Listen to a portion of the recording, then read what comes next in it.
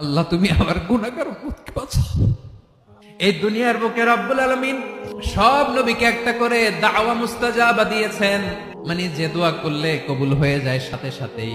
দুনিয়ার সব নবীরা ওই দোয়াটা দুনিয়ায় করে ফেলেছে। বিশ্বনবী বলবেন, আল্লাহ ওই স্পেশাল দোয়াটা দুনিয়াতে করি নাই, আজকে আমি তোমার দরবারে দাঁড়িয়ে কিয়ামতের দিন ওই দোয়াটা করছি। আল্লাহ আমার যে উম্মতের হৃদয়ে যাররা পরিমাণ ঈমান আছে, আমার একটা উম্মতকেও তুমি জাহান্নামে ঢুকাতে পারবা না। বিশ্বনবী পাগলের মতো একবার হাউজে কাউসারে যাবেন, একবার সিরাতে যাবেন, একবার পুলসিরাতের দিকে, একবার হাউজে কাউসারের দিকে পাগলের মতো দৌড়াতে থাকবেন, তার কোন গুনাহগার উম্মত যাতে জাহান্নামে ঢুকে না যায়।